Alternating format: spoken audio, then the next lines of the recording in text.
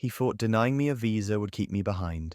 He used his title to cage my potential, and laughed as I watched my dreams slip through embassy glass. But I didn't beg. I didn't plead. I built. Quietly, globally, relentlessly. 2 years later, he walked into an office in London and handed me his resume. Now he clocks in under my name, the same name he once tried to erase from the system. Some people block your path, so you build the road and make them walk it. Everyone tells you to work hard, follow the ladder, prove yourself, and the world will open its gates. No one tells you what to do when the person holding the gate is the same one who built the wall. My name is Noah Steele, and this is the story of how I earned my dream, and how one man tried to bury it with a signature. I joined Navaris Consulting in Karachi when I was 24. I wasn't the loudest or the flashiest, but my numbers spoke for themselves. Within 2 years, I had optimized 3 regional projects, mentored junior analysts, and led a remote task force that helped the UK division reduce costs by 12%. I didn't brag about it. I built. My manager, Rohan Sethi, always smiled when he spoke to me, one of those sharp, polished smiles that didn't reach the eyes. "You've got potential," he'd say, clapping my back in meetings. "Stick with me and I'll get you places." I believed him. Big mistake. When the internal job posting came for a strategy lead in the London office, I was ready. This wasn't a promotion. It was the opportunity, the one I'd been working toward for years. It came with a relocation package, a full work visa, and a 6-month training rotation with European partners. I prepared my application meticulously. Portfolio, metrics, case studies. The hiring manager from London even called me personally. "You're one of our top choices, Noah. We just need final clearance from your regional head." That meant Rohan. He shook my hand the next morning. "Of course, I'll endorse you," he said, laughing. "How could I not?" 2 weeks passed, no updates. I followed up with HR. "Sorry, Mr. Malik. It appears your manager rescinded the internal recommendation. Visa application has been pulled." I stared at the screen like it was glitching. "Rescinded," I repeated. She sounded uncomfortable. "He said you're essential to Karachi's operations, suggested your performance would suffer under unfamiliar pressures abroad." I didn't react, didn't beg. But later that week, during an all-hands dinner, I heard it for myself. Rohan was at the far end of the table, sipping wine, talking to the new Australian partner. "We don't send threats abroad," he chuckled. "We keep them right where they started, safe and silent." My stomach turned. He hadn't just blocked me. He'd clipped my wings and hung them like a trophy. But I didn't quit. I didn't argue. I just nodded, smiled, and said, "Thanks for the opportunity." Then I walked out of that dinner into the rain and began building a version of myself he could never recognize, until it was too late. The next morning, I sent a quiet resignation letter. No drama, no bridge burning. Just this: "I'm grateful for everything Navaris taught me, but it's time to pursue something of my own." Rohan didn't even reply. He probably thought he'd won, that I'd slink away, disappear, join some second-tier local firm and vanish into irrelevance. Let him think that. Let him think everything, because I wasn't chasing a visa anymore. I was chasing leverage. When I walked away from Navaris, I didn't have a plan, just a fire, quiet, controlled, and permanent. I moved into a cramped apartment in Lahore, far from the skyline glass and elevator suites. No title, no team. But I had something better: clarity.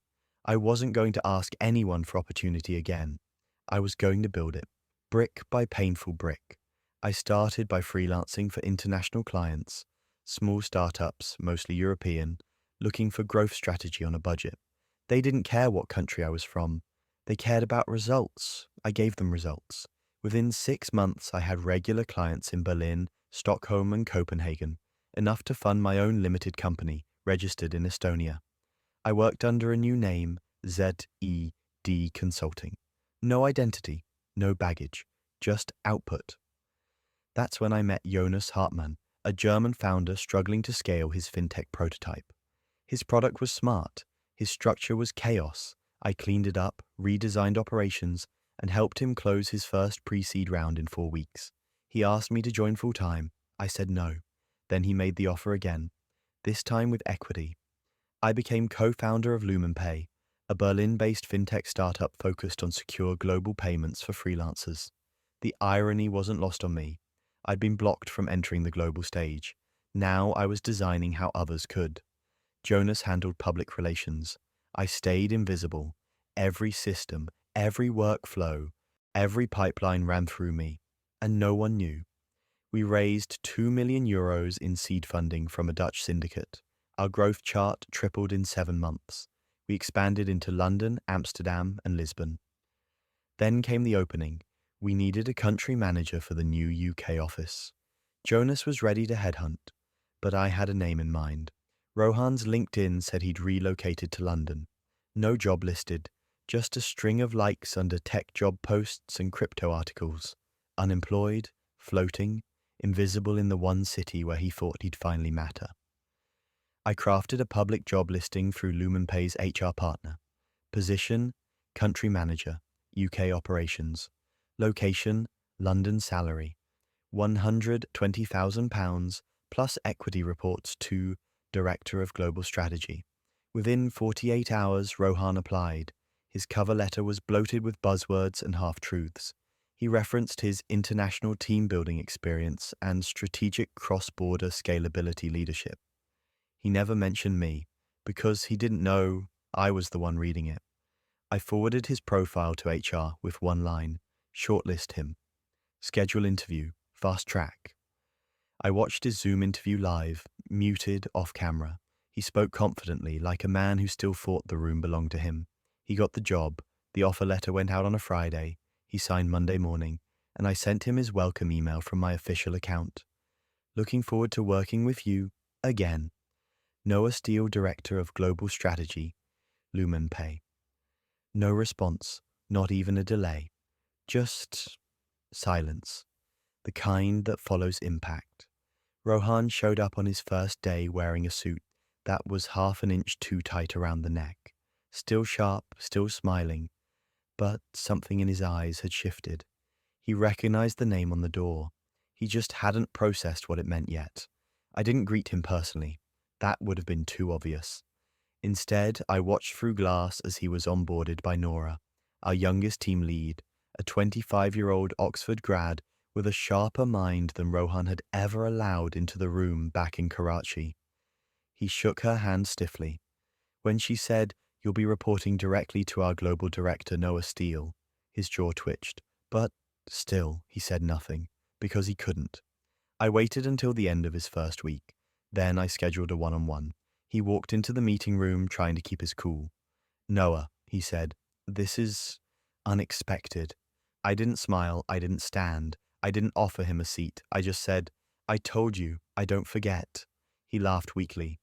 "Look, what happened at Novartis wasn't a mistake," I interrupted. "It was a move, one you were proud of." He opened his mouth. I raised a hand. "Let me be clear. You're not here because I need you. You're here because I own this seat now, and I wanted you to feel what it's like to work in a system where you're no longer the gatekeeper." He sat down slowly. For the first time, his silence wasn't calculated. It was heavy. I pulled up the latest performance dashboard. "You'll be managing 3 regional teams, all younger, all faster. Your job is to support them, not control them. You'll also submit weekly reports, directly to me." Rohan blinked. "You're serious?" I tilted my head. "Deadly." A week later, we held our quarterly general meeting in London. I stood on stage in front of 200 staff members from 6 countries. Rohan sat in the front row. I introduced the new hires, outlined the expansion strategy, then paused. "Before I close, I want to thank those who tried to bury potential, because they made sure it grew deeper roots." I scanned the crowd. Some of us weren't given visas, so we built companies instead. Scattered applause turned into thunder. Rohan stared down at his notepad. He didn't look up again. The following day, I saw his resignation letter in my inbox. I rejected it. "Per your signed contract, you are bound to a 6-month probation period. I expect you to honor it, or pay the penalty." No reply, just submission. Because that's what happens when power shifts. The gatekeepers become greeters, the blockers become note-takers, and the man who once said, "I'd never make it abroad," now hands me reports. In my office, on my schedule, under my name. Rohan tried to keep up appearances. He still wore the same cologne, still smirked in meetings, still introduced himself as if his title mattered. But in London, nobody cared about Karachi bravado. They cared about output, and Rohan was quickly falling behind. Every Monday, his reports came late. Every Tuesday, Nora rewrote them. By Thursday, he started asking questions he used to pretend he knew the answers to. One evening, Nora forwarded me an email. Can I get clarification on the payment processing logic Noah implemented? That line made me pause. Not Mr. Malik, not the director, just Noah, like we were equals again, like nothing had changed. I responded publicly, CCing his entire department. Thanks for the query. Rohan. As discussed in our last session and documented in the SOP you signed, the logic remains the same. Happy to explain again in person if needed. He didn't ask again. 2 weeks later, Lumen Pay made international headlines. Our new Africa-EU payment corridor deal was picked up by TechCrunch and Reuters. Investors flooded our inbox. We were invited to pitch at a global fintech summit in Lisbon. The CEO, Jonas, was scheduled to present, but I made a call. I would go instead, and I brought Rohan with me. The summit was everything he'd once dreamed of. Velvet name badges, champagne in meeting lounges, fund managers who speak in exits and equity ratios, and he was just standing beside me. I watched him absorb it. This world, this power, this future he had once told me I wasn't ready for. Then came the panel. I stepped up to the microphone. Behind me on the LED screen, my name, my title, my company. When I was 27, my visa application was blocked by someone who believed I wasn't fit to lead abroad. They were right. At the time, I wasn't ready. I was still thinking small. Pause. So I stopped asking to join and started building things no one could block. Applause. Not the polite kind, the earned kind. I glanced at Rohan from stage. He wasn't clapping. He was just sitting there, trying to calculate the moment it had all slipped from his fingers and realizing it was too late. 3 days after the summit, I walked into our London HQ like I always did. No ceremony, no announcement, just routine. But everything had changed. Investors were now calling me directly. Journalists requested interviews, and in our company Slack, someone had created a custom emoji. Built, not begged. Rohan avoided eye contact in the hallway. He still wore his title like armor, but it was cracked now, fraying at the edges. I heard murmurs he was applying elsewhere. Good. But he wouldn't leave without remembering what it meant to be forgotten. On Friday, I called an internal town hall. Only leadership. Rohan shuffled in, took the last seat. I started the meeting with a slide that read, Restructure Proposal, UK Operations. Gasps, whispers, a beat of silence. We're scaling fast, I began, and we need leaders who don't just follow instructions, but shape them. Then I turned the slide. A flowchart appeared. Nora, promoted to head of UK strategy. 2 juniors promoted to regional leads. And Rohan? He was moved to a new box, one that didn't connect to anyone. Senior compliance analyst, remote 3-month contract. He blinked hard. This wasn't discussed, he said softly. No, I replied, because the last time we discussed my future, you did it behind closed doors. Silence. No one defended him. No one looked surprised. He submitted his resignation that night. This time, I approved it. With one line, some bridges aren't burned. They're outgrown. 1 week later, I sat alone on a rooftop in Berlin, a view of the skyline lighting the glass around me. Jonas joined me with a bottle of wine. You finally let him go? I nodded. How's it feel? I thought about it. The old me would have wanted a confrontation, would have wanted Rohan to say it. I was wrong, but I didn't need that anymore, because now he works for people like me, and that's louder than any apology. It's been 2 years. I don't think about Rohan much anymore, but sometimes when I walk past our London HQ and see new faces stepping in, young, eager, underestimated, I remember what it felt like to be stopped at the gate, and I remember why I built my own. Lumen Pay now operates in 8 countries. Our payment network moves over $70 million a month. But that's not what I'm proud of. What I'm proud of is the Global Mentorship Fellowship we launched last fall. It's for applicants from developing economies, those who've been told they're not ready, not polished, not international enough. I read every application myself, not because I need to, but because I know what it feels like to write a future you're not sure anyone will read. One of our newest hires, Anaya, came up to me last week. She said, I almost gave up on my visa when I got rejected the first time. Then I read your story in the FT. You didn't fight the system. You replaced it. She smiled. I just want you to know it matters. I nodded. Didn't say much, because the older I get, the more I believe. Legacy doesn't need volume. It just needs consistency. People still ask me if I ever saw Rohan again. I did, once, a tech expo in Dubai. He was working for a mid-tier compliance firm. We passed in the hallway. He nodded. I nodded back. No hate, no revenge speech. Just acknowledgement. He knows. That's enough. The truth, this was never about revenge. It was about proof. That talent isn't defined by geography. That rejection isn't the end. And that power doesn't always arrive with noise. Sometimes it walks back into the room you were pushed out of.